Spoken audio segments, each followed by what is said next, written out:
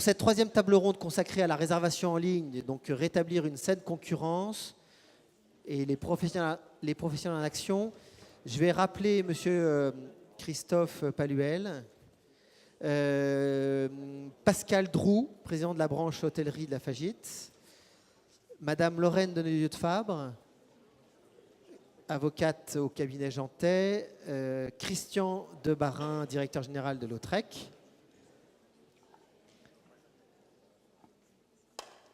Didier Chenet, tu restes assis devant. Et peut-être que dans une deuxième partie, j'appellerai Paul Roll, à moins qu'il soit déjà. C'est très bien, parce que on va faire la table ronde en deux parties. C'est pour ça que je vous dis que si on veut être à l'heure, il va falloir qu'on respecte bien les temps de parole. Parce que dans cette deuxième partie, Pascal Droux aussi reprendra la parole. Charles Bréjon, Le Bon Repas. Et puis Olivier Sichel, PDG du guide.com. Alors, on va démarrer, comme tout à l'heure, avec Christophe Paluel. Vous avez la tâche de nous présenter un petit peu ce que fait le Synorca sur cette question. Et là aussi, vous avez quelques slides pour vous aider à nous poser le débat. Et le micro, comme tout à l'heure, est très utile pour se faire entendre. Il marche, il n'y a pas de souci, ils sont réglés. Alors, en un mot, si vous voulez, le Synorca ne baisse pas les bras sur ce problème, vous êtes au courant.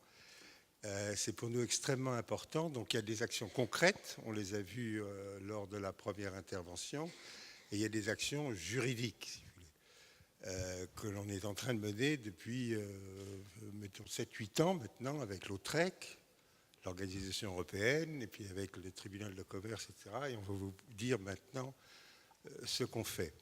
Alors, ce qu'il faut bien comprendre, c'est que le temps juridique n'est pas du tout le temps pratique. Donc, toutes les décisions qu'on peut obtenir, le temps de les faire appliquer dans la vraie vie, dans notre vie de tous les jours, c'est toujours très long, très compliqué. Le temps politique n'est pas non plus le temps pratique. Donc, c'est un peu difficile. Ceci dit, les choses changent. D'abord, ce qui est très agréable pour nous, c'est que nos interlocuteurs comprennent qu'il y a un vrai problème, comprennent qu'il faut changer les choses, et aussi bien les journalistes, les consommateurs, les politiques comprennent que ce problème ne peut pas durer et que les choses vont changer. Ça, je crois que c'est le point important. Donc, qu'est-ce qu'on a fait, nous, au niveau juridique, pour rappeler le problème avec le tribunal de commerce? On a fait changer tout de même sur TripAdvisor, sur Expedia, on a fait changer le libellé parce qu'il y avait ce problème, si vous voulez, d'informations trompeuses, à la fois sur la publicité, déjà, avec des promotions qui étaient complètement inexactes, et surtout le libellé sur le problème de la disponibilité, si vous voulez.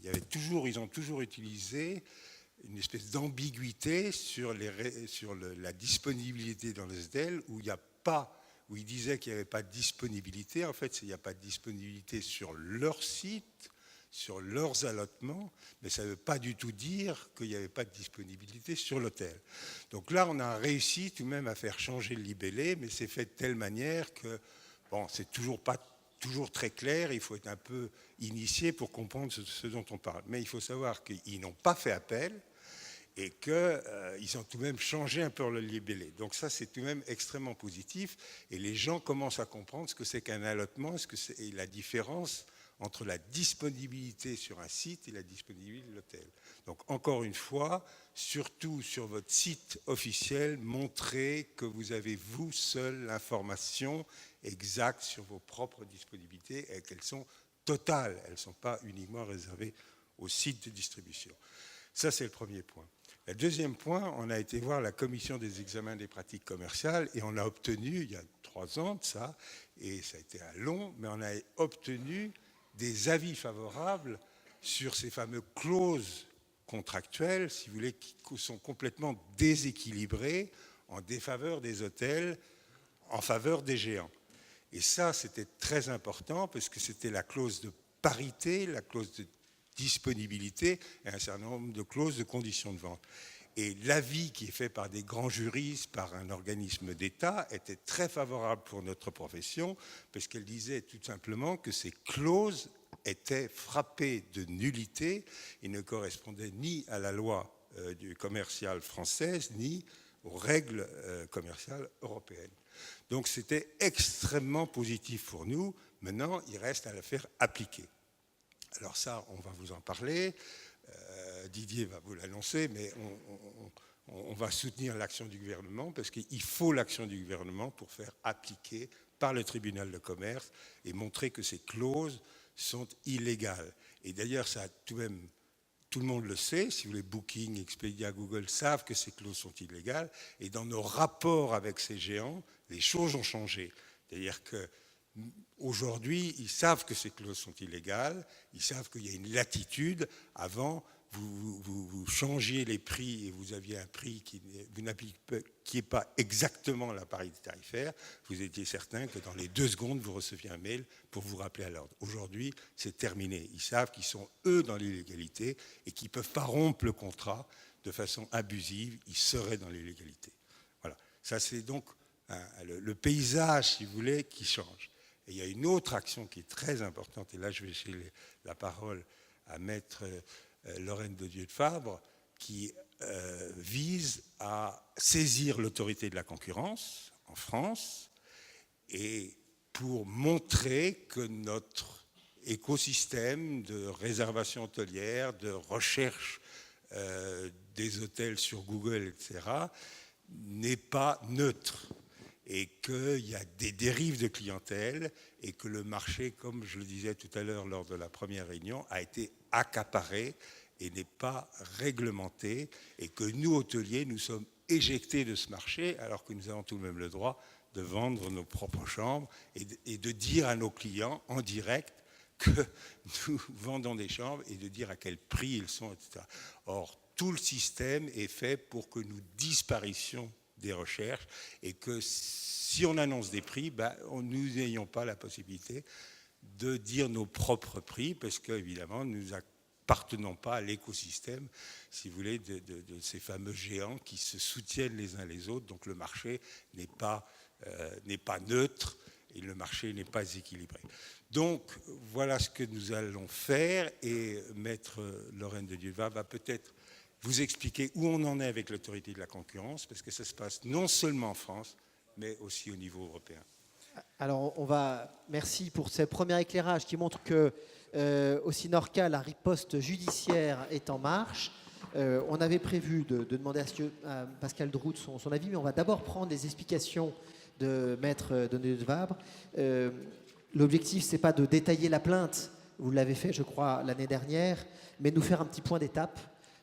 Puisque les gens sont très au courant dans la salle de cette action et on a besoin de savoir maintenant où on en est. Merci. Merci, bonjour à toutes et à tous. Je suis ravie d'apporter surtout une touche un peu féminine à cette table ronde. Masculine. Voilà. Alors, je voudrais juste rebondir sur la dernière table ronde à laquelle j'ai assisté, puisque vous avez parlé beaucoup des rapports directs avec vos clients, ce qui est une évidence. Mais ce qu'il faut savoir, que nous nous battons aussi pour faire supprimer cette clause, puisque aujourd'hui, dans les contrats qui lient les hôtels avec les sites de réservation, il y a les clauses de parité, vous les connaissez, on n'y revient pas, les clauses d'appropriation du nom, on n'y revient pas, mais il y a aussi les clauses qui permettent aux sites de mettre la main sur vos clients, parce que vous êtes interdit de rentrer en contact avec les clients que vous avez obtenus par l'intermédiaire des sites. Avouez quand même que c'est juste un non-sens complet, nous nous battons aussi pour ça. Alors le dossier, il est pleinement en cours. Nous avons saisi donc le 1er octobre 2013. Nous sommes 1 an après, ça vous paraît évidemment effroyablement long. Mais je voulais vous dire 3 choses.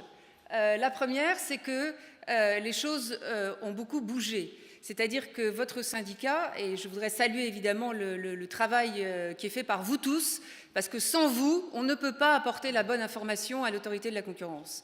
Et c'est cette information que l'autorité a besoin pour contrer les arguments de Booking, d'Expedia, d'HRS, etc. Et on commence à voir un peu quels sont les types d'arguments utilisés. Donc je voudrais vous remercier en fait de votre implication et du soutien que vous nous apportez dans le dossier devant l'autorité. Ça, c'était la première chose absolument essentielle. La deuxième chose, c'est vous dire que, évidemment, ça se traduit par des choses non visibles. Vous ne les voyez pas. Ce sont des réponses à des questionnaires, ce sont des discussions avec les rapporteurs, c'est une audition des dirigeants du SYNORCA. Tout ça pèse considérablement parce que les services d'instruction de l'autorité croisent vos réponses aux demandes de renseignements, les déclarations que vous faites avec les propos qui sont tenus par Booking, Expedia, HRS, etc. Voilà. Donc c'est fondamental. La deuxième chose qui se passe et qui bouge, c'est qu'il y a plusieurs pays dans lesquels il se passe exactement la même chose. Alors, peut-être que c'est une source de frein, c'est vrai, ça prend un peu de retard à cause de ça. Les pays qui sont concernés, c'est, bon, bien sûr l'Allemagne, vous avez entendu parler de décisions allemandes d'abrogation de ces clauses, mais c'est l'Autriche, l'Hongrie, Irlande, Suisse, Suède. Ce qui fait que Bruxelles, actuellement, qui n'est pas saisie à proprement parler du dossier, a un regard sur la façon dont les enquêtes sont conduites et a un souci, c'est qu'il y ait une harmonisation dans tous ces pays et bien des solutions qui seront prises par chacune des autorités. Alors ça fait prendre, c'est vrai, un petit peu de retard. La troisième chose, enfin, que je voudrais dire, c'est qu'est-ce qui va se passer ? Qu'est-ce qui peut se passer là dans le trimestre, la fin de l'année, le début du trimestre, etc. Bon, il y a deux solutions. Elles sont très simples et très mécaniques, où les sites de réservation en ligne prennent des engagements. Voilà. Donc ils disent « Ok, on a compris, on va réécrire les clauses ». Il ne s'agit pas de rompre le modèle, vous l'avez bien compris. Vous avez besoin des sites de réservation en ligne, ils ont besoin de vous. Donc il faut réécrire les clauses. Alors les clauses, bien sûr, mais c'est aussi un peu d'argent, c'est aussi le montant des commissions, parce que tout ça est lié, bien sûr. Bon. Alors où ils prennent des engagements qui sont soumis au contradictoire, non pas seulement le contradictoire des plaignants dont vous faites partie, mais au contradictoire de la collectivité. Les engagements, s'il y en a, qui seront pris, seront accessibles sur le site de l'autorité de la concurrence. Et nous tous, nous pourrons fournir des observations sur les engagements qui seront pris, s'ils sont pris par les sites de réservation en ligne. Il y aura une audience et il y aura donc une décision qui consignera ces engagements. C'est de toute évidence la voie que nous attendons, parce que c'est la voie la plus rapide, la plus efficace, parce que ça rentre immédiatement en œuvre, et surtout, quand on prend des engagements, on ne va pas frapper d'appel la décision par laquelle on a pris des engagements. Donc c'est fin de l'histoire, c'est terminé. Voilà. Donc, en termes de calendrier, voilà, premier semestre 2015, point d'interrogation. Bon. Et si les sites ne prennent pas d'engagement ? Et si les sites prennent des engagements qui ne sont pas les bons engagements ? Que vous, en tant que plaignant, vous considérez comme insuffisants et que les services d'instruction de l'autorité considèrent comme insuffisants. Alors là, effectivement, ça va prendre plus de temps parce que là, c'est une procédure contentieuse. Le bout de l'histoire, ça sera la même chose. Au lieu que ça soit des engagements, c'est l'autorité qui infligera, vous voyez, des modifications de ces clauses au site de réservation en ligne. Mais là, contradictoire aidant, double jeu d'écriture aidant, avocat aidant, économiste aidant, enfin bref, toute la panoplie. Là, 2018. Non, voilà, un bon fin 2016, quoi. Voilà. Donc, et Bruxelles, un peu de la partie. Voilà. Donc concrètement, vous l'avez compris, c'est votre intérêt, et c'est quelque part aussi l'intérêt des sites de réservation en ligne d'entrer dans cette procédure d'engagement. Mais vous voyez que vous ne jouez pas tout seul. La France ne joue pas tout seul. Il y a plusieurs autres États membres. C'est vrai que le signal donné par l'Allemagne d'abrogation, alors c'est HRS, c'est pas Booking, Expedia, ok, mais enfin c'est quand même l'abrogation des clauses, et de ce point de vue, un très bon signal. Voilà. Merci, maître. Et pour compléter donc cette présentation, et justement vous parliez, maître, de l'échelon européen, nous avons le directeur de l'OTREC qui est là, Christian de Marin. Donc, du coup, je vais vous passer la parole, ça va vous permettre de compléter ce tableau.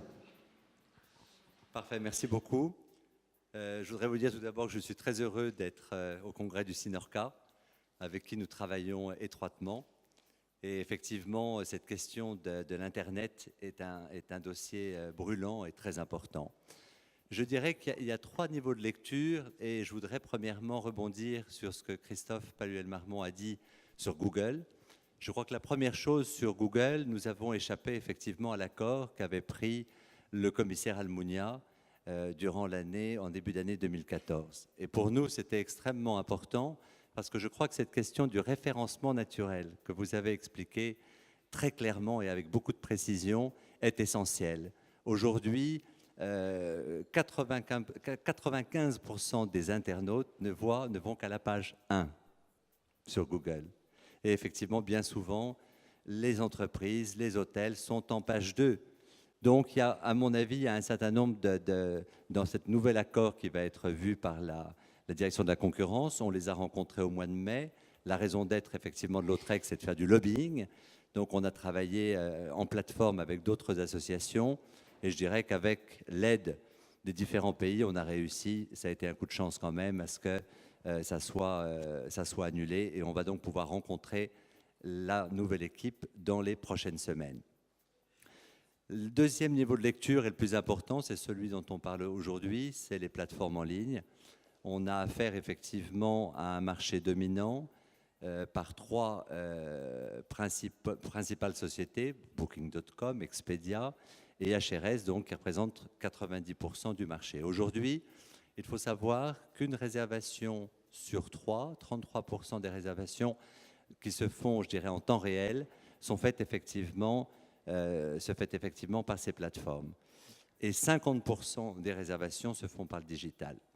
Quel est donc, je dirais, le problème majeur et comment est-ce qu'à Lautrec, effectivement, on l'a observé? Tout d'abord, on a la chance d'avoir 28 pays, dont la France, qui est un acteur extrêmement important et qui permet effectivement de suivre ce que font les différents pays. Il y a donc un problème de concurrence, on en a parlé, clause de parité, clause de disponibilité, la question effectivement des avis des internautes.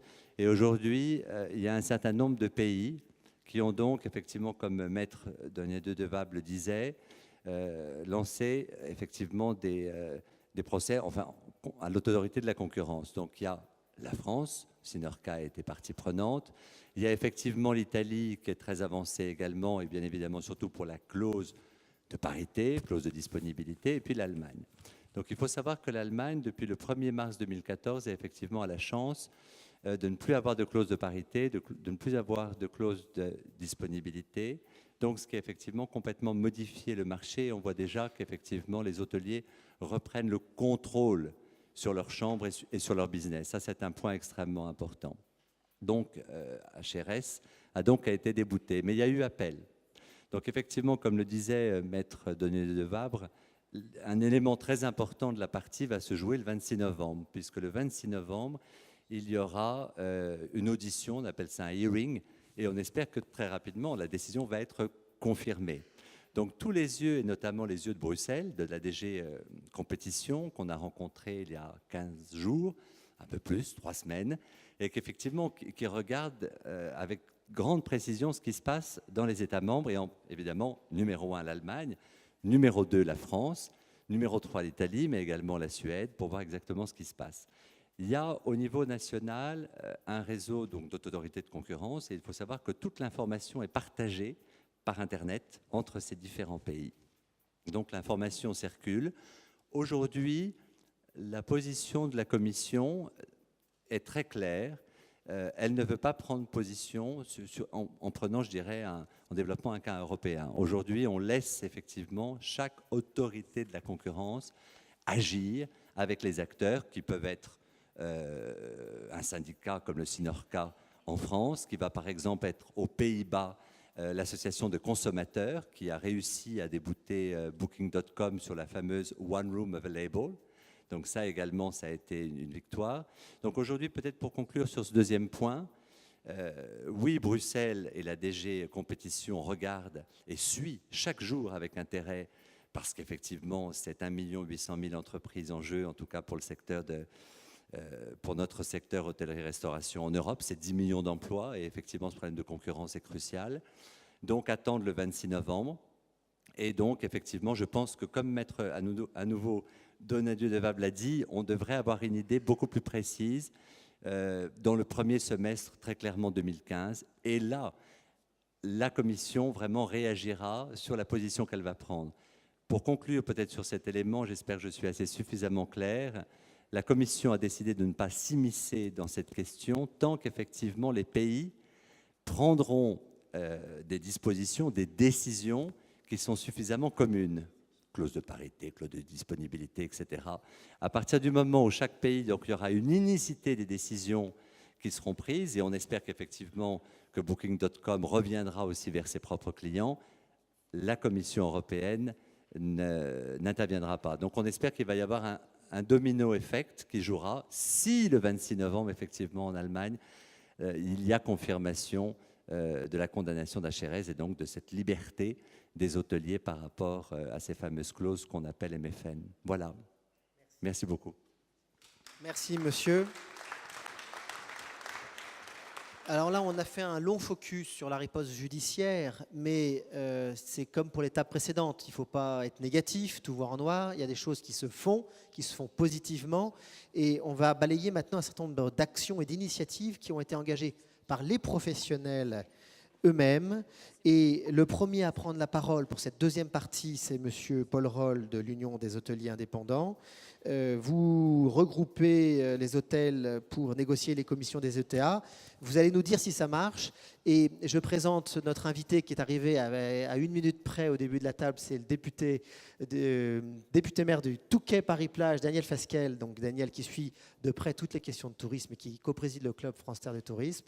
Et tu vas être un peu notre grand témoin. Et je te propose à ce moment de conclure en fin de table tout ce qui se sera dit. Donc monsieur Roll, la parole est à vous. Je ne sais pas si je serai le début de l'optimisme ou la passerelle entre le temps du droit et le temps de la réalité du commerce. L'UHI, c'est quoi? C'est 213 hôtels parisiens, 8800 chambres, une part significative des capacités hôtelières parisiennes, volontairement que parisiennes, dans le sens où on a notre point de départ était un sentiment que la problématique parisienne était probablement différente de la problématique nationale, dans le sens où on était beaucoup plus dans une destination où le problème premier, c'est le manque de capacité. Donc, on était plutôt dans une distribution de la rareté. On n'était pas tellement dans un acte de vente et, entre guillemets, une quête véritable du client. Comme cela a été dit plusieurs fois cet après-midi, les temps sont longs et la patience du commerçant est parfois un peu mise à l'épreuve dans la mesure où l'UHI, j'ai un peu le sentiment qu'elle a été créée il y a 7 ans. L'UHI a été créée il y a 1 an. 1 an et 1 mois. Et pendant cette année, on a fait un tour de piste. On est allé voir les principaux distributeurs, on a exposé notre problème, on les a vus une deuxième fois, on a passé du temps avec des juristes pour comprendre un tout petit peu quelle était la position dans laquelle on se situait. La conclusion à laquelle on arrive au bout d'1 an est relativement simple. D'abord, c'est qu'on n'a pas d'autres droits que les droits du commerce, c'est-à-dire que de commercer. La difficulté qu'on a, c'est de mobiliser un stock, c'est-à-dire que le commerce, c'est l'échange entre un vendeur et un acheteur, et que ce commerce-là est totalement déséquilibré, puisque, étrangement, en ces temps modernes, la loi ne favorise pas ce groupement que nous sommes, c'est-à-dire qu'aujourd'hui, on n'a pas le droit ni d'utiliser ces très vilains termes de boycott, on n'a pas le droit de canaliser un stock, on n'a pas le droit de ce que les distributeurs ont considéré de prendre une position d'abus face au stock que nous représentons. Et donc on est dans une position à laquelle le droit ne nous soutient pas, et cela nous amène, qui est vraisemblablement la prochaine étape, si elle est accompagnée par l'ensemble de nos adhérents, c'est de revoir nos statuts, c'est de vraisemblablement créer une entité nouvelle, une entité de conseil qui n'aura rien du tout de conseil, si ce n'est qu'elle permettra de faire une dénonciation par anticipation de la totalité des contrats et de demander à nos amis distributeurs d'avoir une véritable discussion de commerce.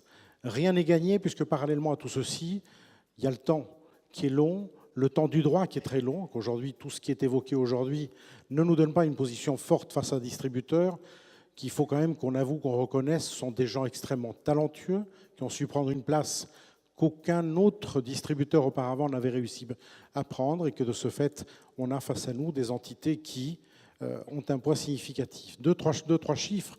La croissance de Booking, si vous allez sur société.com sans acheter les comptes, vous apercevez que leur croissance l'année dernière en France était de 45%. Vous apercevez que leur rentabilité affichée, leur chiffre d'affaires est de 30 millions d'euros. Vous apercevez que leur rentabilité est inférieure à celle des hôtels, donc il faut peut-être s'apitoyer de leur sort. C'est ce qu'ils nous ont expliqué d'ailleurs lors d'une des réunions, c'est qu'ils avaient des problèmes budgétaires et que de ce fait, ils ne pouvaient pas ouvrir une discussion sur le sujet des commissions. Donc, ma remarque en clôture, c'est un mélange d'optimisme et de pessimisme. Je pense que, comme cela a été dit, la vraie valeur in fine, c'est celle du produit, celle du stock, qu'il faut être capable à tout instant de valoriser cela. Il faut être capable d'aller au-delà de nos habitudes, de nos pratiques, de nos traditions, d'apprendre à être généreux en faisant des économies. Je m'explique, comme cela a été dit, j'offre un petit déjeuner en échange d'une vente directe, un appel qui arrive en réception, savoir lui garantir un surclassement, de faire ce que un non-ami de Guilain et moi-même dit avec beaucoup d'intelligence qu'un client qui arrive par un canal à plus de 20% est plus maltraité qu'un client en direct. Mais je pense que la plupart des hôteliers, j'ose espérer, le font. Donc, je pense qu'il faut admettre qu'on est dans un monde de commerce, admettre qu'on est face à des difficultés du cadre juridique dans lequel on se situe, bizarrement dans une position de faiblesse, et qu'on attend des associations comme le Synorcat, que je ne suis pas le roi de la pommade, mais je ne peux que féliciter et remercier du travail qu'ils ont fait. J'y ai participé à des moments multiples et variés avec des pièces de théâtre dont vous n'étiez pas les acteurs, vous étiez les victimes. Donc je pense qu'on attend de la part de l'État aujourd'hui un rythme tout à fait comparable à la capacité qu'ils ont à nous inventer de nouvelles taxes.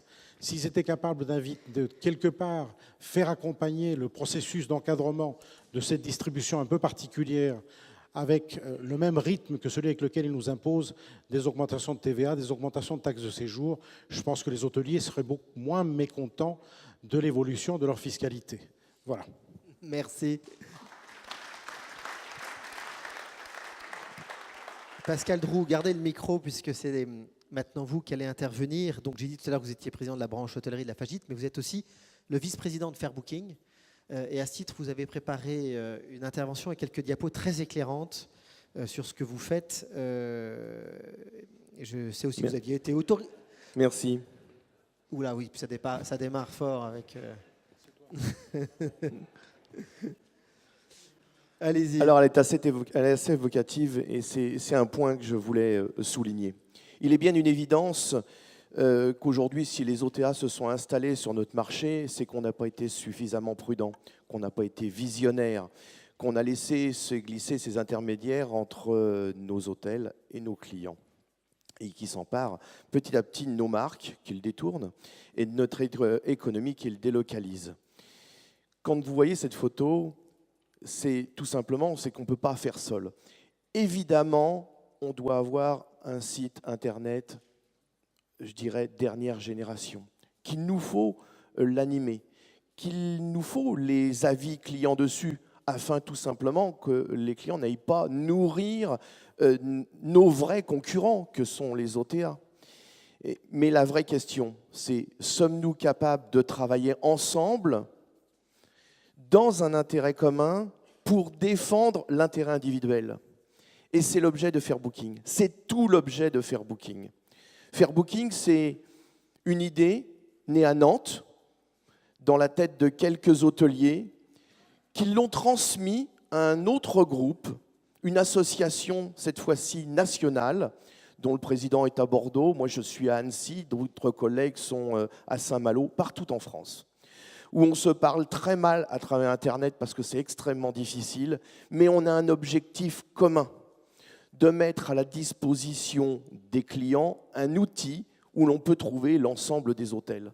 Mais ça ne va pas se faire gratuitement. Il va falloir que chacun d'entre vous puisse venir nourrir cet outil. On ne peut pas attendre du Synorca, du GNI, malgré tous les travaux qui sont faits, qu'il fasse ce travail-là à notre place d'hôtelier. Donc toute ma discussion aujourd'hui, c'est sur ce point-là. Nous devons nous rassembler par rapport à une problématique qui nous concerne. Nous sommes en train de nous faire piller nos marques et on ne réagit pas parce qu'on ne sait pas trop comment faire. Mais dans tous les cas, ça nous appartient. Nous nous faisons piller notre économie et nos clients et on n'est pas capable de travailler ensemble. Fairbooking, c'est l'outil pour travailler ensemble. C'est l'outil qui appartient à l'ensemble des professionnels puisque c'est une association de loi de 1901. Il n'y a absolument pas d'économie à l'intérieur, excepté celle de la cotisation qui se met en ligne. Alors ça veut dire quoi? Ça veut dire que vous avez vu Marc tout à l'heure qui vous a parlé, qui est l'opérateur qui a construit la plateforme. À côté, Guilain, qui a payé de son temps, qui est une personne qui a une connaissance sur la technologie, qui nous a orientés. Vous avez vu Gilles qui vous a parlé des avis en ligne. Gilles a mis sa technologie à profit gratuitement sur Fairbooking. Et c'est comme ça que nous réussirons C'est ensemble pour aller dans le même sens. Notre intérêt et celui de nos consommateurs. Ne rêvons pas. Celui qui paiera l'addition à la fin, ça sera le consommateur. Ça sera personne d'autre. Nous y perdrons, nous, notre économie, mais c'est le consommateur qui paiera le différentiel. Alors aujourd'hui, Fairbooking, je ne sais pas si les slides ont passé, c'est une relation directe entre le client et l'hôtelier. Mais comme le client a des difficultés à nous trouver, et dans tous les cas, il faut lui faire marquer une différence majeure, c'est au moins lui donner le même prix qu'aux autres, ça me semble être le minimum, c'est pas partout pareil, et tout le monde le sait. Et puis un petit avantage, qu'il ait un intérêt à revenir à travers cet outil Fairbooking. Fairbooking, c'est tout simplement la réservation en direct, donc c'est votre site internet en direct. Voilà, donc aujourd'hui, Fairbooking, c'est 2000 établissements qui sont fédérés, 1000 sur le site internet parce que tout simplement on a des difficultés à les mettre en ligne les uns après les autres, donc c'est des problématiques techniques que nous avons. Quand nous serons plus riches, nous aurons plus de collaborateurs pour pouvoir les mettre au service, je dirais, de la collectivité que nous sommes. Et puis, c'est l'avantage que l'on doit donner aux clients pour qu'il ait envie de revenir. Donc 2000 hôtels, 1000 sur le site aujourd'hui, ça va arriver, enfin un peu moins de 1000, mais on devra avoir 1000 pour Équipe Hôtel. Nous aurons un stand à Équipe Hôtel. Et il y a 70 hôtels dans le monde et 25 000 consommateurs qui sont intéressés par ce type d'engagement, le bon plan responsable, la solidarité, l'idée où se dire pourquoi payer un intermédiaire alors qu'on peut faire très bien sans. Eh bien c'est ça cette idée-là. C'est une idée qui est aujourd'hui partagée tant par le consommateur que par ces 2000 hôteliers. Nous vous attendons tous prochainement sur Fairbooking. Merci. Comme quand on peut renouveler le commerce équitable en France. On va avoir une autre approche aussi de professionnels qui se prennent par la main. Charles Brégéon, vous démarrez Le Bon Repas. C'est une alternative à la fourchette sur le mode coopératif. Et vous nous avez aussi préparé une petite présentation. Ça marche, oui. En fait, je ne sais pas trop quoi dire parce que j'avais préparé des slides qui récapitulent un peu tout ce qui s'est dit durant cette journée, donc je suis un peu perdu. Pour faire simple, en passant après Fairbooking, en fait, Le Bon Repas, c'est Fairbooking du restaurant. Sauf que le timing n'est pas le même, c'est-à-dire que on peut peut-être passer tout de suite ou passer très rapidement sur les slides. Qui vous permet vous-même d'aller sur je savais pas où elle était. Les diapos, voilà, que vous souhaitez nous présenter. Non, ça je trouve rapide. Bon, ça c'est juste pour récapituler que 90% des clients aujourd'hui passent par Internet. Donc avoir un site, c'est bien. Après, qu'est-ce qui se passe quand ils vont sur Internet? Donc ils vont sur Google, vu que c'est le leader à 95%. Sauf que, on a dit tout à l'heure, même 95% des gens regardent que la première page. Moi, j'étais passé sur les 2 premières pages. Et donc si on fait une stat, on a 60% des résultats qui sont des annuaires. Donc c'est bien d'avoir un site, sauf que là, vous n'avez pas de place. Vous n'apparaîtrez jamais. À part, moi j'ai un restaurant à Rennes et j'ai la chance d'exister depuis 10 ans et d'être quasiment le premier site sur Internet à Rennes, donc je suis sur la première page. Mais les autres, ils ne le sont pas, ils ne le seront jamais. Donc, la seule solution, c'est les annuaires. Alors soit vous choisissez les annuaires des autres en payant de super abonnements. Bon, on a quand même mis notre tarif, mais bon, vous voyez que ça peut coûter très cher, même si la fourchette vous appâte avec juste des commissions, mais vous savez que le service clientèle est nul, parce que c'est le système de revérification par SMS, après il y a pas mal d'avis sur Internet qui circulent. Donc ça peut vous coûter très cher, parce que si vous voulez être présent sur toutes les plateformes, ça va vous coûter très cher à la fin. Alors c'est une perte de CA, une perte de commission, alors je ne parle pas des promotions à moins 50%, parce que c'est comme ça que se vend la fourchette. On a des super promotions, donc vous payez, vous ne faites même pas d'argent d'ailleurs, parce qu'à moins 50% sur des repas, je ne vois pas comment vous gagnez de l'argent. Et puis, ce qui est le plus grave, en fait, et j'ai l'impression que c'est pas trop ressorti aujourd'hui, c'est que finalement, ils vous ont pillé votre marque, c'est très bien, mais ils font pas que piller votre marque, ils ont créé une marque sur la vôtre. Et donc aujourd'hui, vous n'avez plus de... Voilà, donc c'est l'animation qui est un peu longue. Vous n'avez plus de relations clients, ils vous font payer pour savoir qui sont vos clients, même ils vous interdisent de les utiliser, donc vous pouvez même pas utiliser, c'est bien d'avoir un site internet et de savoir faire des emails, mais vous n'avez même pas la base de données. Vous ne pouvez même pas l'utiliser, vous ne pouvez même pas refaire du retargeting et tout ça. Donc aujourd'hui, la question c'est est-ce qu'il est fidèle chez vous ou est-ce qu'il est fidèle chez l'annuaire?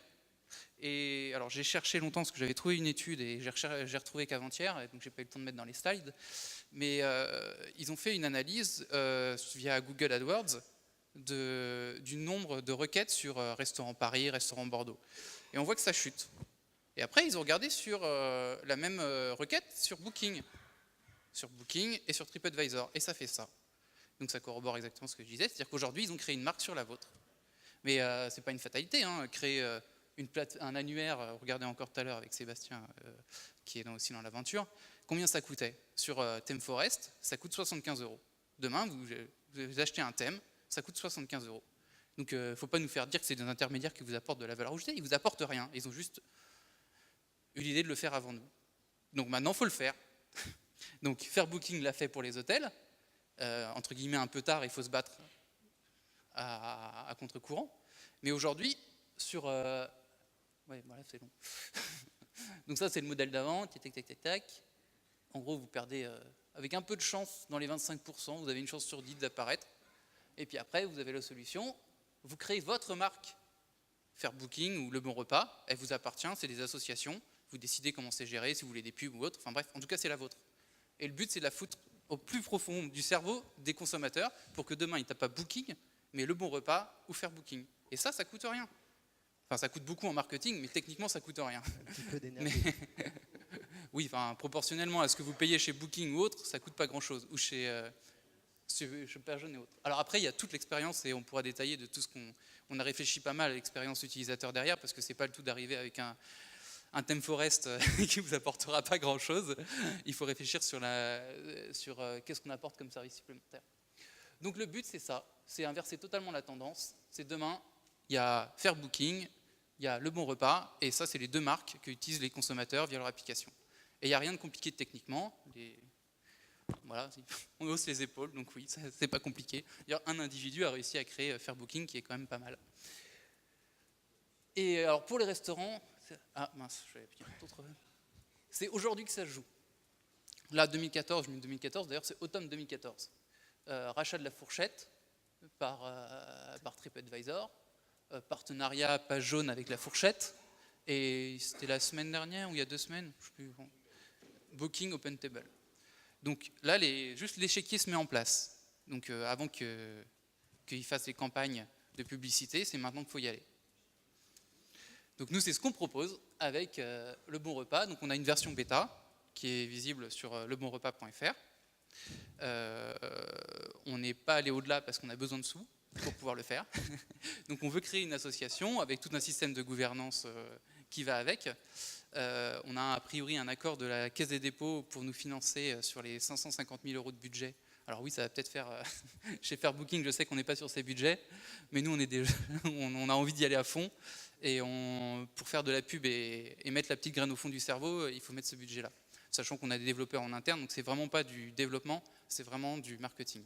Et donc on cherche 150 000 € pour que la Caisse des dépôts nous prête le reste.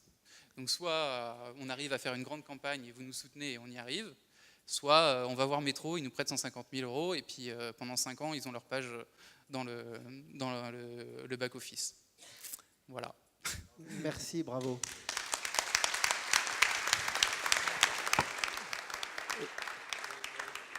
Et je vais passer la parole à Olivier Sichel, qui est le PDG du guide.com. Mais vous êtes chargé de mission BPI sur PME et numérique. Et peut-être que vous pourrez donner des conseils à Charles Brégeon, parce que peut-être qu'à BPI, il y a des subventions et des crédits à obtenir. Donc vous vouliez nous parler, vous êtes cofondateur du projet Open Internet Project. Et là aussi, on a une petite présentation. Ouais, alors j'essaie de la lancer, juste... Peut-être qu'il faut qu'elle soit lancée de là-haut. Je pense qu'elle doit être lancée de là-haut et après, vous pourrez avancer les diapos. D'accord. Là, voilà.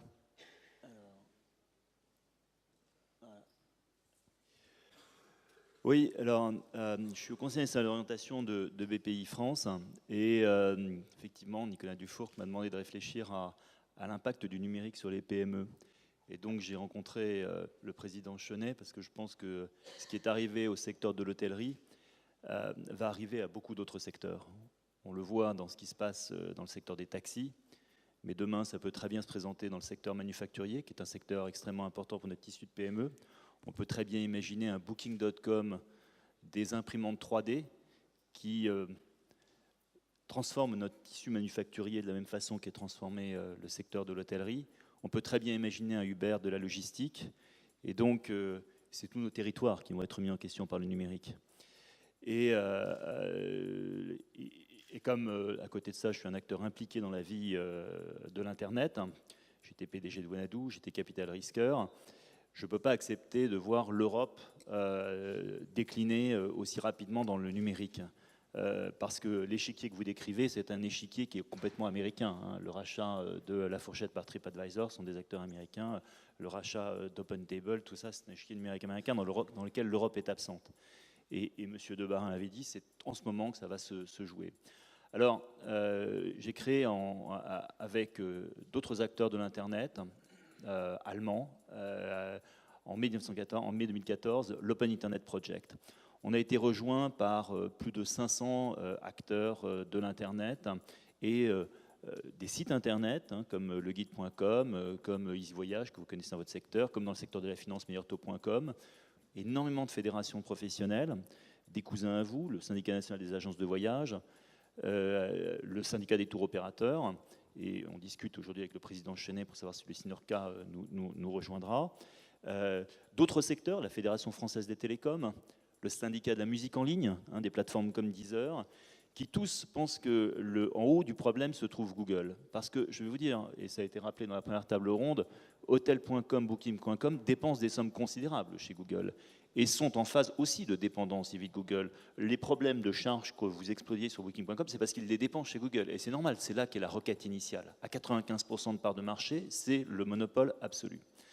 Alors,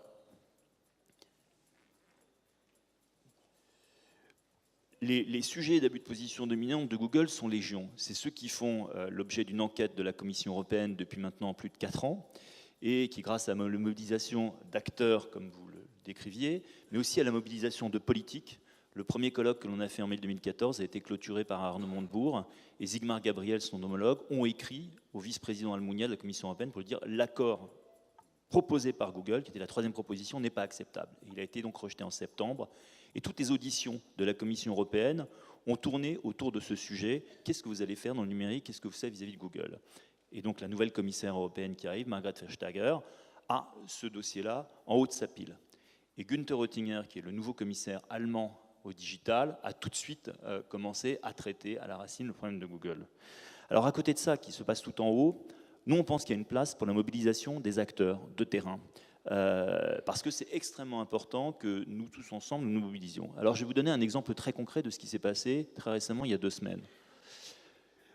Google a déployé il y a à peu près 3 semaines une fonctionnalité qui s'appelle la Search Box. Donc là, vous avez dans l'exemple New York Times, ou sous le New York Times, vous avez une Search Box. Vous l'aviez partout. Sous Le Bon Coin, vous tapiez dans Google Le Bon Coin, vous aviez une Search Box sous Le Bon Coin. Vous tapiez seloger.com, vous avez une Search Box sur seloger.com.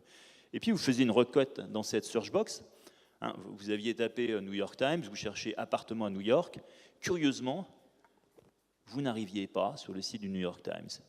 Vous tapiez Le Bon Coin, tondeuse à gazon Alsace, vous n'arriviez pas sur Le Bon Coin, vous restez captif de Google qui réutilisait vos données pour vous proposer des tondeuses à gazon des concurrents. Vous alliez sur seloger.com, vous faisiez appartement à Lyon ou appartement au Touquet, vous n'arriviez pas sur le site de seloger.com, vous aviez d'autres offres des concurrents qui devaient payer, évidemment.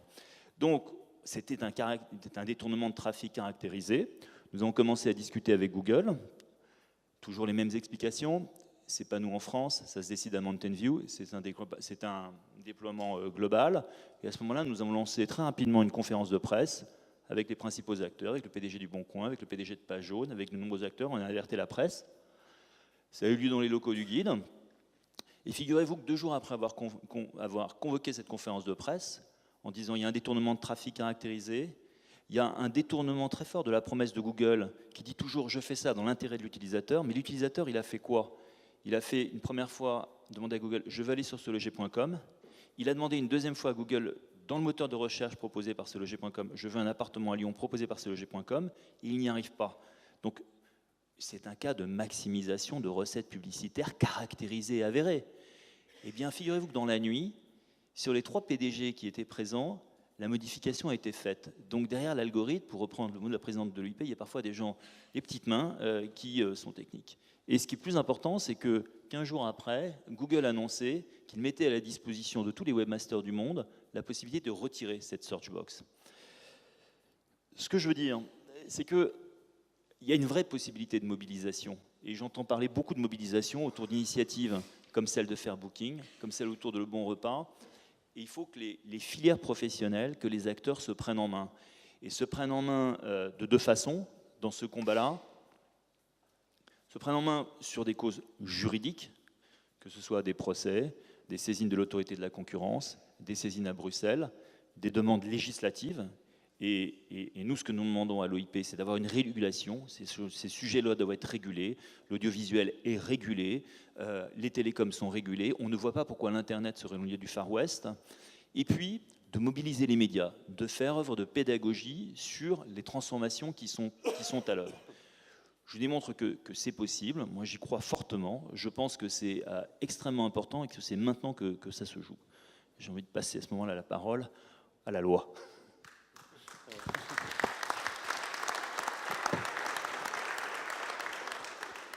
Merci, vous avez été, je pense, très direct. Ça nous permet aussi d'avoir de l'espoir, parce que quand on se mobilise, ça peut marcher. Daniel, qu'est-ce que comme tu préfères. Donc Daniel Fasquelle. Je vais me mettre là, comme ça je vous vois mieux. Écoutez, bonjour à tous. Donc, Daniel Fasquelle, d'abord je voudrais vous remercier pour votre invitation, vous dire que je suis heureux de retrouver Didier Chénet et le Synorca, qui est un syndicat actif, j'en suis régulièrement le témoin, et qui est aussi souvent force de proposition. Et ça, c'est tout à fait agréable, parce que c'est bien de critiquer ce qui se fait, mais c'est bien aussi de savoir proposer des solutions alternatives. Et nous avons ensemble pu déjà mener un certain nombre de combats. Ils n'ont pas tous été réussis. Alors, parmi ceux qui ont été à moitié réussis, il y a le fait maison, puisque moi je souhaitais, comme vous, qu'on réglemente l'appellation restaurant, et j'y reviendrai, parce que j'avais dénoncé la fausse solution du fait maison, et les faits nous donnent raison. C'est pas la bonne voie qu'il fallait choisir, mais enfin c'est pas sujet cet après-midi, on pourra en reparler si vous le souhaitez, mais on en parle demain du fait maison, Daniel. Très franchement, voilà, je ne serai malheureusement pas là demain, mais je suis à votre disposition en tous les cas pour en parler quand vous le souhaitez. Puis il y a aussi la taxe de séjour. Je fais partie des députés qui ont bataillé pour éviter cette augmentation aberrante de la taxe de séjour. À la fois l'augmentation, mais aussi le détournement de la taxe de séjour. Parce que si on utilise la taxe de séjour pour financer les réseaux de transport, alors demain on augmentera aussi la taxe de séjour pour financer le déficit de la Poste, puisqu'on sait très bien que les touristes à la fois utilisent les moyens de transport, mais envoient des cartes postales. Enfin, je veux dire, il n'y a pas de limite, et tout ça n'est pas très sérieux. Donc il faut arrêter d'augmenter la fiscalité dans notre pays déjà, l'abaisser si on peut, et puis faire très attention à ne pas détourner des taxes ou la taxe de séjour qui sont très utiles. Moi, je suis maire d'une station touristique, et la taxe de séjour m'est très utile, et je la réinjecte en totalité dans mon office du tourisme pour l'accueil et la promotion de la destination.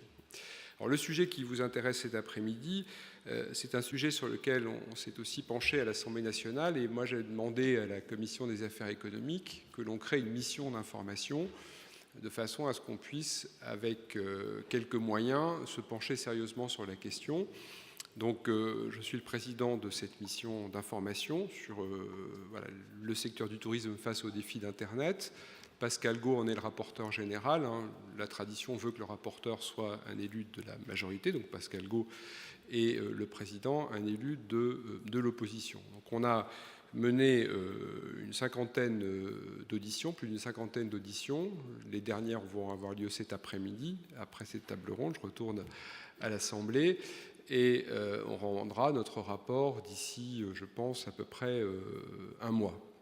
Il porte en partie sur les sujets que vous avez abordés cet après-midi. Alors vous me demandez de conclure la table ronde. C'est évidemment très compliqué de conclure une table ronde aussi riche.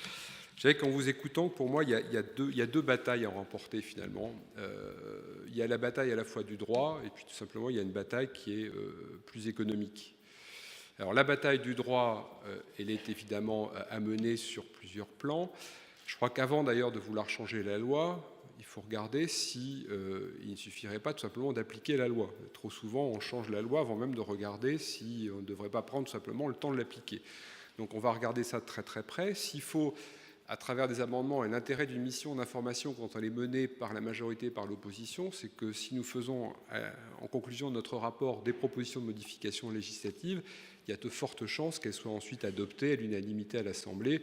Le tout, c'est de trouver le bon véhicule législatif pour pouvoir les accrocher. Mais il ne faut pas non plus aller changer des textes qui n'ont pas besoin d'être changés alors qu'ils n'ont pas encore été appliqués. Donc on fera des propositions de modification législative, on regarde ça de très très près, mais en même temps, on ne va pas modifier ce qui n'a pas besoin d'être modifié. Pour le reste, ce qu'il faut, c'est veiller à l'application du droit, de la loi, et ce n'est pas si simple que cela, vous en avez tout à fait conscience. Et il faut faire front et feu sur 3 fronts plutôt. Il y a d'abord le droit à la consommation qui peut être utile, en particulier à travers la dénonciation des pratiques commerciales trompeuses. Je pense notamment à tout ce qui concerne les avis sur Internet qui peuvent tromper les consommateurs. Donc là, il y a des leviers dans le droit de la consommation qui ont été renforcés pour certains par la loi Hamon. Il faut regarder les choses de près, avec peut-être des textes qui sont d'ailleurs aujourd'hui à changer. Je pense aux textes sur les affichages des prix qui s'appliquent et qui s'imposent aux hôteliers, mais qui ne s'impliquent pas ou qui ne s'imposent pas forcément aux opérateurs sur Internet. Donc on voit bien que là, il y a un domaine auquel on ne s'est peut-être pas toujours suffisamment intéressé, qu'il faut regarder de près, qui est tout le droit de la consommation, avec des textes à appliquer, peut-être des textes à modifier.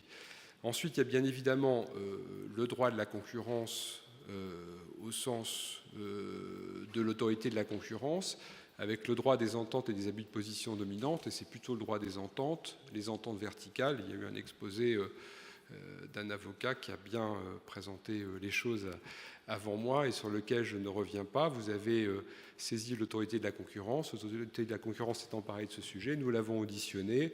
Je sais qu'ils avancent bien dans ce dossier et on attend avec impatience leurs conclusions. Et c'est vrai que si les opérateurs en ligne pouvaient proposer des engagements, il y a là un débat tout à fait intéressant qui va s'ouvrir. Il faudra être présent et vous pourrez obtenir de leur part des concessions, parce que pour avoir le feu vert de l'autorité de la concurrence, ils devront de toute façon faire des concessions. Il faudra simplement faire pression pour que ces concessions soient les plus importantes possibles. Et puis s'agissant de la bataille du droit, il y a le droit à la consommation, il y a le droit de la concurrence au sens du droit des ententes, des abus de position dominante. Il y a aussi le droit des pratiques restrictives, auquel j'ajouterais d'ailleurs aussi la concurrence déloyale, auquel on n'a peut-être pas suffisamment pensé. Alors, regardez les choses de près, puisque le tribunal de commerce a été saisi par l'autorité, par le ministère de l'économie, sur la base du code de commerce. Et on attend aussi avec impatience les décisions du tribunal de commerce. Alors, le risque, évidemment, c'est que les premières décisions des tribunaux de commerce, Monsieur Trouet, s'il vous plaît, arrêtez de distraire Monsieur Chenet, parce qu'en fait, ce que je dis l'intéresse aussi, au moins autant que ce que vous lui dites à l'oreille. Donc, et un mauvais point, Monsieur Trouet. Et donc, pour ce qui est du droit des pratiques restrictives, c'est vrai que le tribunal de commerce de Paris a été saisi par le ministère de l'économie qui en a la possibilité. Un certain nombre de clauses que vous dénoncez pourront être écartées et condamnées par le tribunal de commerce. Le tout, évidemment, c'est que les décisions de l'autorité de la concurrence et celles du tribunal de commerce convergent. C'est ce qu'il faut espérer, parce qu'il y a un risque, puisque pour certaines questions, elles seront traitées à la fois par l'autorité de la concurrence sur la base de ces articles du Code de commerce et par le tribunal de commerce sur la base d'autres articles du tribunal de commerce. Donc espérons que tout cela, à la fin, converge. Mais regardez de près, parce que les décisions des tribunaux de commerce, elles sont au moins aussi importantes que les décisions de l'autorité de la concurrence. Je pense qu'on devrait aussi, on ne l'a peut-être pas suffisamment fait, regarder du côté du droit de la concurrence déloyale. Parce que certaines des pratiques que vous dénoncez, elles ont déjà été condamnées par la Cour de cassation sur la base de la concurrence déloyale. Je pense notamment les coupons, non, le couponnage, pas le couponnage, le couponnage électronique, qui consistait en fait, ce sont dans les grands magasins, vous avez certaines marques qui avaient obtenu qu'on déclenche systématiquement un coupon de réduction pour une marque concurrente. Par exemple, je me permets de citer une marque, mais si vous achetiez par exemple du Coca, Pepsi avait un accord avec le magasin et à partir du moment où un client achetait du Coca, il avait un coupon de réduction automatiquement pour Pepsi. Et donc cette pratique, on ne savait pas trop par quel biais la prendre et on a fini par l'aborder par le biais du droit de la concurrence déloyale. Et en vous écoutant, il y a certaines pratiques qui s'en rapprochent en réalité, celles que vous venez de mentionner. Donc il y a des avocats dans la salle, moi je les invite à regarder de plus près du côté de la jurisprudence sur la concurrence déloyale. Donc ça, c'est la bataille du droit. Faire en sorte que le droit qui existe, et vous voyez que l'éventail est relativement large, s'applique en France, mais également en Europe. Il y a des actions qui ont été engagées ailleurs en Europe et aussi devant la Commission européenne. Et puis, si c'est nécessaire, en tant que législateur, nous prendrons nos responsabilités sur un sujet qui est un sujet consensuel. Donc, si vous avez encore des propositions à faire, notre rapport n'est pas encore définitivement écrit. On a auditionné, bien évidemment, M. Chenet et M. Trouet, qui étaient beaucoup plus sages quand il était auditionné à l'Assemblée nationale. Et on vous a écouté, et on a écouté avec beaucoup d'attention vos propositions. Et évidemment, n'hésitez pas à venir vers nous. Ça, c'est la première bataille. Mais la bataille, elle ne peut pas être que la bataille du droit. Cette bataille, il faut aussi qu'elle soit menée sur le plan de l'économie, de l'initiative. Et à cet égard, moi, je veux me féliciter de ce que j'ai entendu cet après-midi, mais j'avais déjà entendu, certains d'entre vous ont été auditionnés à l'Assemblée à l'occasion de ces auditions. C'est vrai qu'il faut que vous preniez les choses en main aussi. Il faut vous organiser. Alors, ces outils, ce sont des outils qui sont complexes. Ça suppose d'être formé, ça suppose d'avoir un certain intérêt pour ces questions. Moi, j'ai écouté les uns et les autres cet après-midi. Bien que m'intéressant à ces questions, je ne suis pas sûr d'avoir tout compris, et vous non plus. Voilà. Parce que c'est complexe, mais justement, des plateformes comme Booking, Expedia et d'autres jouent de cette complexité. Pourquoi elles ont pris pied sur ce marché? C'est parce que justement, on ne s'y intéresse pas nous-mêmes suffisamment, et comme c'est compliqué, on l'abandonne à d'autres. Ça a été dit d'ailleurs dans la bouche de certains d'entre vous. On a abandonné ces questions alors qu'on aurait pu s'emparer de ces questions. Donc, je crois qu'il faut vraiment qu'on fasse l'effort de s'intéresser à ces sujets, de s'en emparer et de multiplier les initiatives, petites ou grandes, peu importe. Mais on voit bien que quand des initiatives sont prises, faire Booking et les autres qui ont été mentionnés ici, il y a des vraies réponses qui sont apportées, plus ou moins grandes, mais elles sont toutes efficaces. Donc se former, s'intéresser, s'organiser, se structurer de façon à ce que les professionnels eux-mêmes apportent des réponses aux défis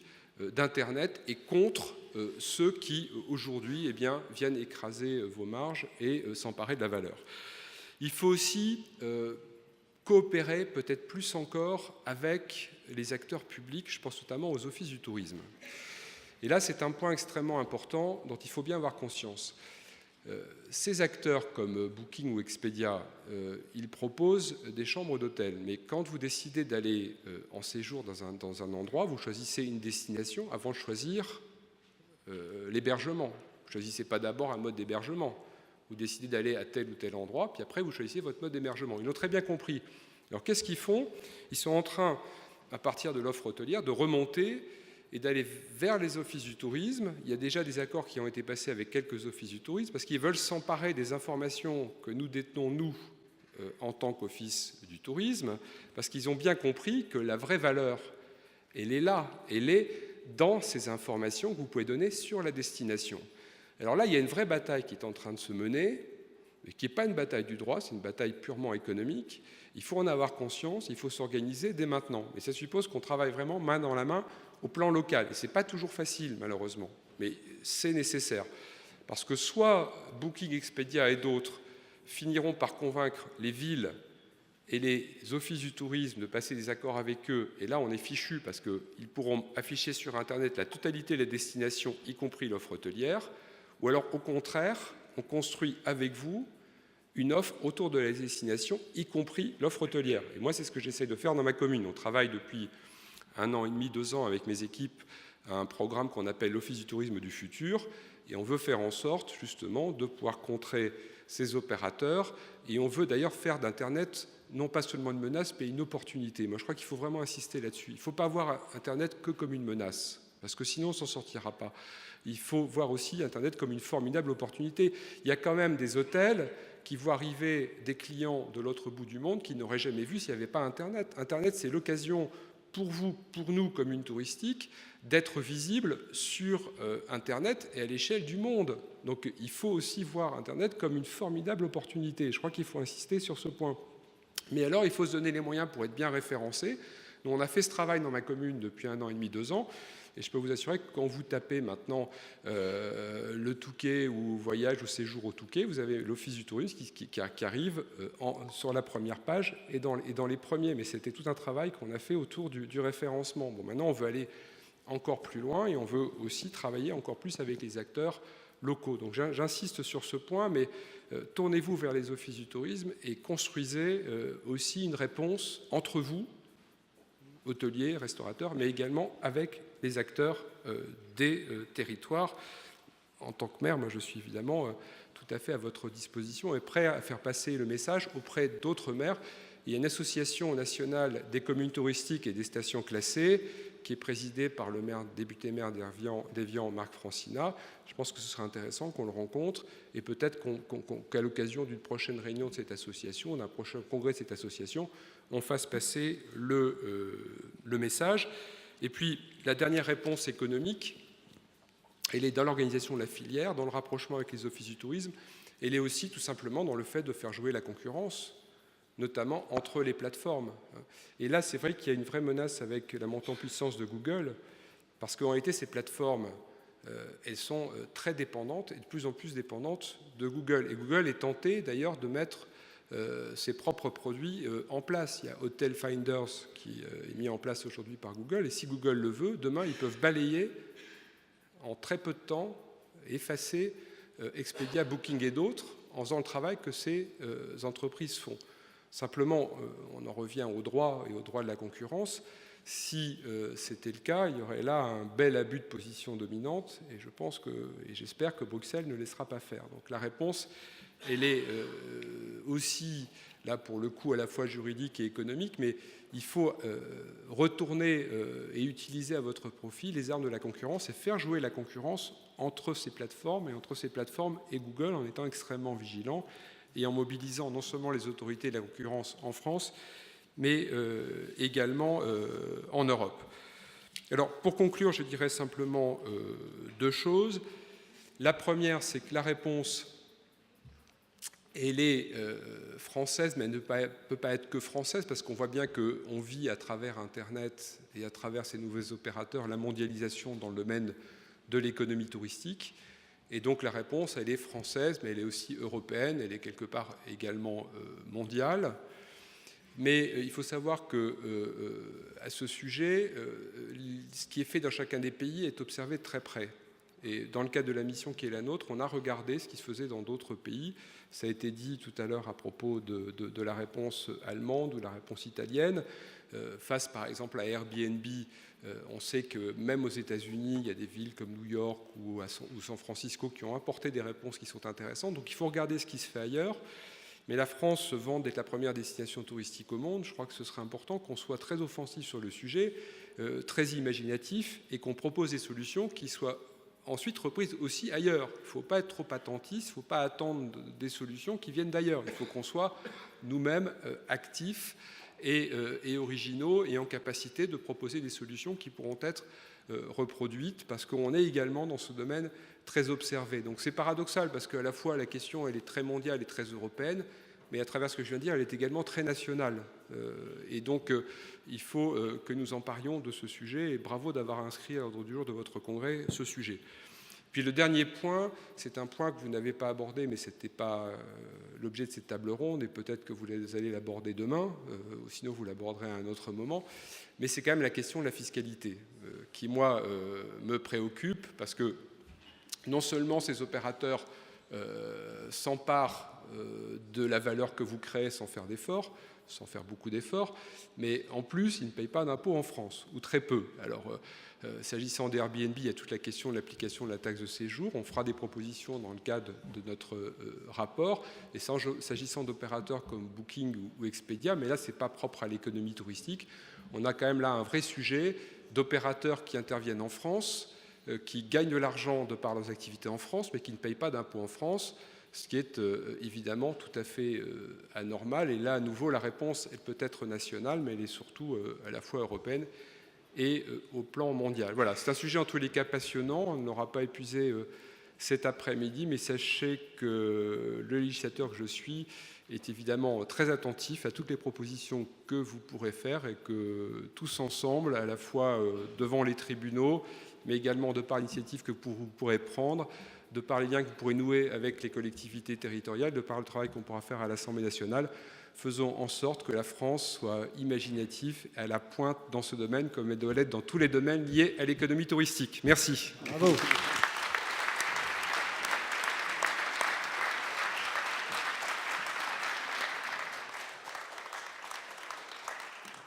Didier, peut-être pour conclure cette plénière consacrée à Internet, un tout petit mot. Et puis j'en profite avant que Didier ne prenne la parole pour vous dire que vous aviez, pour tous ceux qui ont consulté attentivement le programme, vous avez vu qu'il y avait une pause théoriquement entre 16h30 et 17h. On va faire une pause de 5 minutes après les mots de Didier Chenet et on reprendra, je pense, vers 17h10, 17h15. Bon, d'abord, je voudrais remercier tous les intervenants parce que c'est quand même, on a beau connaître le sujet, tout c'est extrêmement passionnant de voir la passion de l'entreprise, des entrepreneurs, la passion des politiques. Et Daniel, je te remercie de l'engagement dont tu fais preuve. Alors, je voulais vous dire, alors, en plus, une chose, les offices de tourisme qui veulent vendre nos destinations à hôtels, Booking et Expedia, le comble, c'est que c'est avec les taxes de séjour. C'est-à-dire qu'on prend l'argent de la taxe de séjour pour, je vais être très grossier, reprendre ça en boomerang. Voilà, je suis resté poli, hein, mais c'est quand même le comble du comble. Donc là, effectivement, ta proposition, on avait déjà pensé voir aussi Barouin, de l'Association des maires de France, pour au moins commencer à avancer là-dessus. Et puis la deuxième chose que je voulais vous dire, c'est, vous savez donc que les pouvoirs publics ont déposé 2 plaintes auprès donc du tribunal de commerce et qu'au nom du GNI, nous allions, alors j'ai demandé à Maître Donneval de me donner le terme exact, nous allons donc mener une intervention volontaire au soutien de ces plaintes. En gros, nous allons nous associer, mais ce n'est pas le bon terme juridique, donc ça s'appelle donc une intervention volontaire au soutien, et nous allons donc la mener avec les pouvoirs publics. Voilà. Merci, bravo.